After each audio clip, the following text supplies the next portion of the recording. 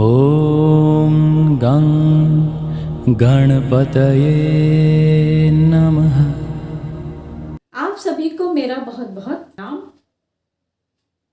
बच्चों को दिल से स्नेह, बहुत बहुत प्यार। कैसे हैं आप सभी?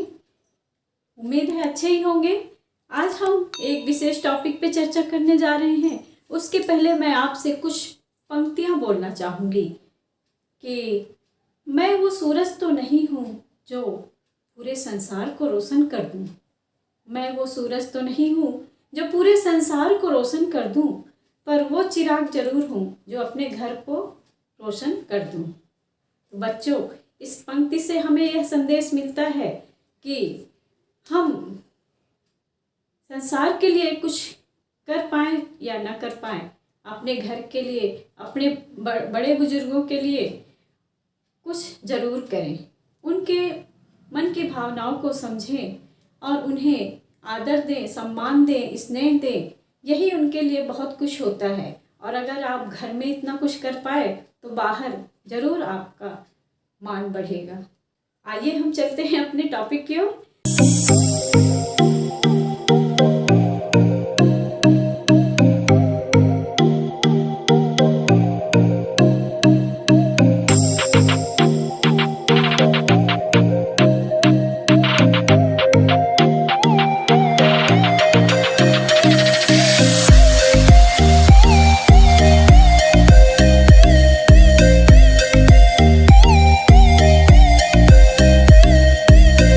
बच्चों, पिछले वीडियो में हमने आपको बताया था कि खाद्य श्रृंखला किसे कहते हैं। आज हमारा टॉपिक है खाद्य जाल। तो खाद्य जाल किसे कहते हैं? तो खाद्य जाल को समझने के पहले हम थोड़ा सा आपको खाद्य श्रृंखला के बारे में बताते हैं। खाद्य श्रृंखला क्या है? तो जब एक जीव दूसरे जीव पे भोजन के लिए निर्भर होता है, या इसको हम ऐसे भी कह सकते हैं कि जब एक जीव दूसरे जीव पे भोजन के लिए उसका भक्षण करता है तो वह आपस में कई जीव एक दूसरे से जुड़ जाते हैं और वह एक कड़ी सी बनती जाती है, जिसको हम श्रृंखला कहते हैं। तो यही क्या कहलाती है? हमारी खाद्य श्रृंखला। अर्थात भोजन के लिए जब एक जीव दूसरे जीव से जुड़ता जाता है तो वही हमारी खाद्य श्रृंखला कहलाती है। तो आज हमारा टॉपिक है खाद्य जाल। तो आगे बढ़ने से पहले मैं आपसे कुछ कहना चाहूँगी कि मेरे चैनल को जिन्होंने भी सब्सक्राइब किया है उनका बहुत बहुत धन्यवाद, और जिन्होंने नहीं किया है प्लीज़ मेरे चैनल को सब्सक्राइब करें, लाइक कमेंट शेयर ज़रूर करें। आइए अब हम चलते हैं अपने टॉपिक की ओर कि खाद्य जाल किसे कहते हैं और खाद्य जाल कितने बनता कैसे है, और खाद्य जाल के कुछ महत्वपूर्ण प्रश्नों पे हम चर्चा करेंगे। तो आइए हम चलते हैं खाद्य जाल किसे कहते हैं के बारे में जानते हैं। हमने अभी आपको बताया कि खाद्य श्रृंखला किसे कहते हैं। तो खाद्य श्रृंखला क्या होता है कि खाद्य श्रृंखला में एक निश्चित क्रम चलता है कि जैसे यहाँ सूर्य, और सूर्य से यहाँ कौन? पेड़। पेड़ों ने भोजन बनाया, फिर इनको कौन खाया? इनको खाते हैं मान लीजिए टिड्डा, और टिड्डे को कौन खाया? टिड्डे को खाता है मेढक। अब मेढक को कौन खाया? मेढक को खाया सांप, और सांप को कौन खाया आगे? बाज। और फिर बाज क्या हो गए? जब बाज की मृत्यु हो गई तो इसको अपघटक, जो हमारे जैविक अपमार्जक होते हैं। तो इस तरह से खाद्य श्रृंखला जो होती है उसमें एक सीधा क्रम चलता है, और भोजन पहले उत्पादक भोजन बनाते हैं, उत्पादकों को फिर ये जो भी प्राणी है ये जो सभी खाते हैं तो ये सब क्या कहलाएंगे? ये सब उपभोक्ता है।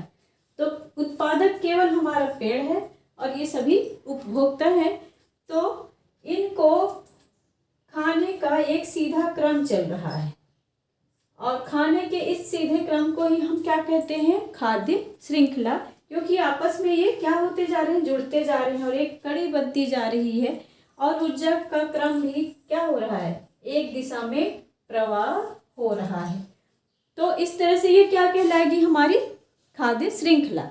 से ये हमारा एक ऊर्जा प्रवाह का क्रम बनता है, तो किसमें होता है, खाद्य श्रृंखला में।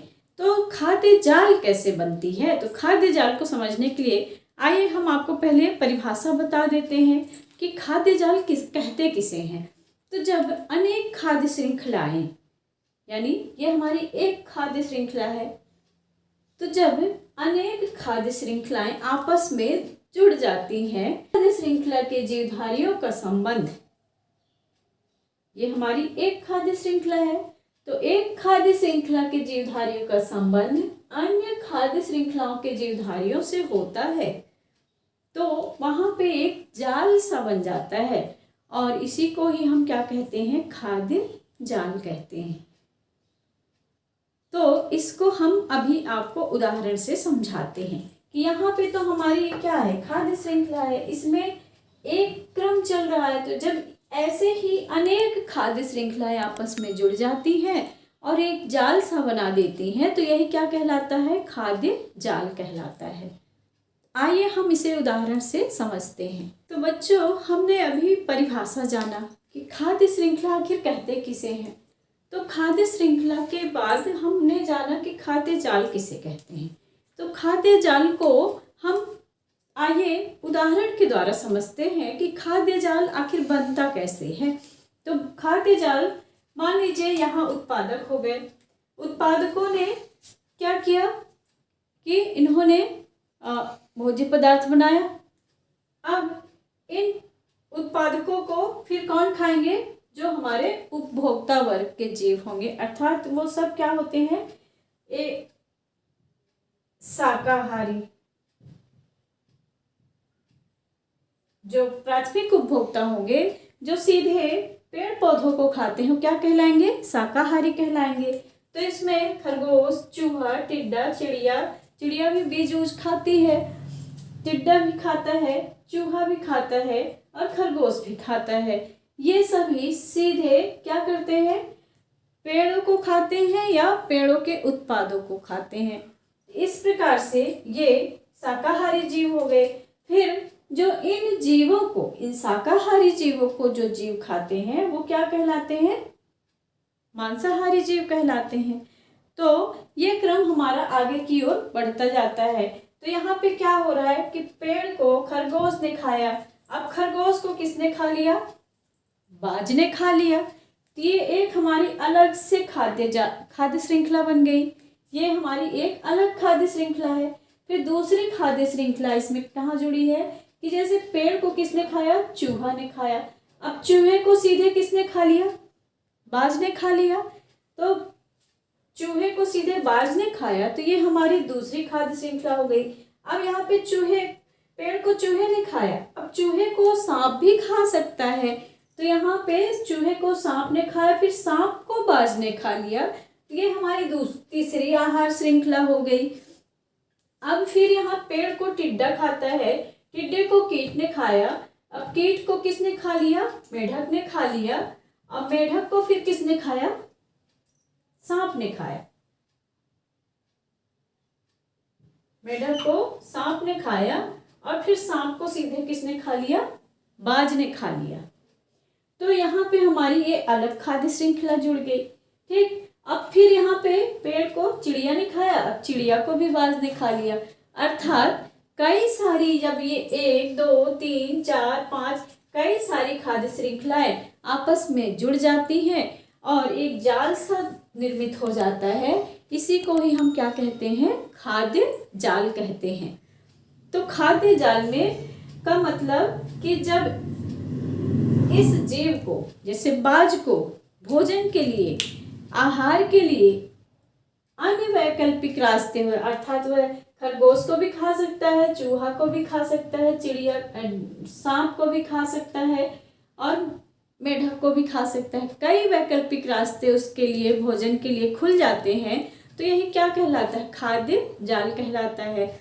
या फिर कई सारी खाद्य श्रृंखलाएं आपस में जुड़ के एक जाल सा निर्मित कर लेती हैं। इसे ही हम क्या कहते हैं, खाद्य जाल कहते हैं।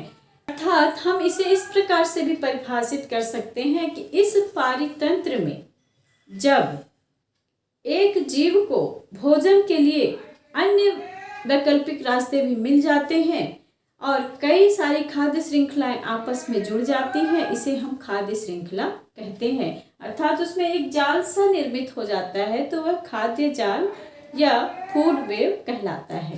तो ये यहाँ पे जैसे हमारा बाज है, तो बाज के लिए कई सारे वैकल्पिक रास्ते हैं कि वह खरगोश को भी खा सकता है, चूहा को भी खा सकता है, सांप को भी खा सकता है।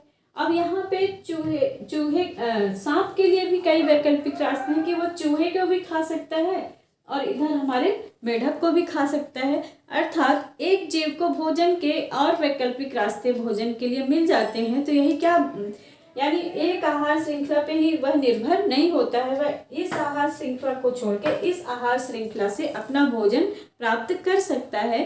तो यही क्या कहलाता है, यही यहाँ पे एक जाल सा निर्मित हो गया, तो इसी को ही हम कहते हैं खाद्य जाल। जो मेरे कहने का मतलब यही है कि जब कई सारी खाद्य श्रृंखलाएं आपस में जाके जुड़ जाती हैं और एक जाल का निर्माण करती हैं, तो इसी को ही हम कहते हैं खाद्य जाल। उम्मीद है आपको समझ में आया होगा। हम खाद्य जाल से जुड़े कुछ प्रश्नों के बारे में आपको जानकारी देते हैं। बच्चों, आज हम खाद्य जाल से संबंधित 2-3 प्रश्न को हल करेंगे। जैसे पहला प्रश्न है कि खाद्य जाल में ऊर्जा का प्रवाह कैसा होता है, यानी खाद्य जाल जो होती है उसमें ऊर्जा कहाँ से कहाँ किस तरफ बढ़ती है। तो खाद्य जाल में ऊर्जा का प्रवाह बहुदिशीय होता है। अर्थात खाद्य श्रृंखला में उत्पादक, फिर उपभोक्ता, फिर प्राथमिक उपभोक्ता।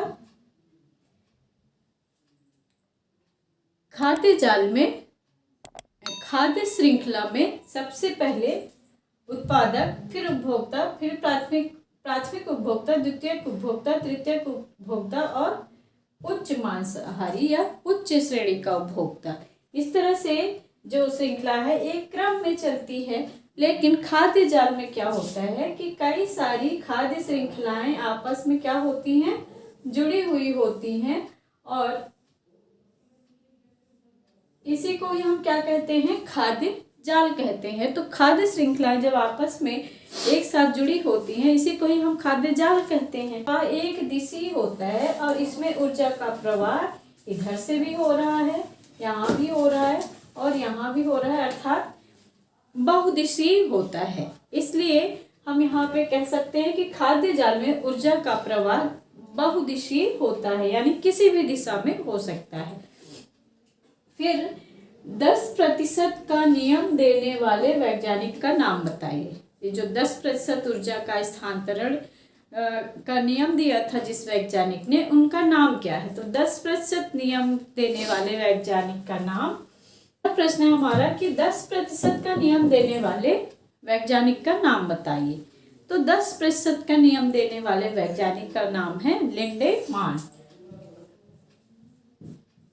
इन्होंने 10% का नियम दिया था। अब अगला प्रश्न है कि खाद्य जाल एवं खाद्य श्रृंखला में अंतर क्या है। तो जो हमारी खाद्य जाल होती है और खाद्य श्रृंखला, तो इनमें अंतर क्या होता है। तो हमने अभी एक अंतर आपको ऊपर समझा दिया कि खाद्य जाल में ऊर्जा का प्रवाह बहुदिशीय होता है, यानी कई दिशाओं से होकर ऊर्जा जाती है, और खाद्य श्रृंखला में ऊर्जा का प्रवाह एक दिशीय होता है, वह क्रमबद्ध तरीके से आगे की ओर बढ़ती है। और खाद्य जाल में वह किसी अनेक दिशाओं से हमको ऊर्जा प्राप्त हो सकती है। तो पहला अंतर तो यह हो गया।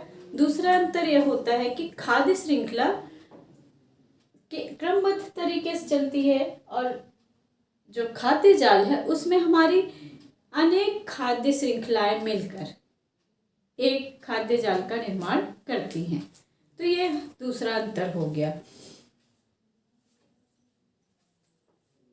इस बच्चों, आज हमने जाना खाद्य जाल क्या है और खाद्य जाल से संबंधित कुछ महत्वपूर्ण प्रश्नों को हल किया।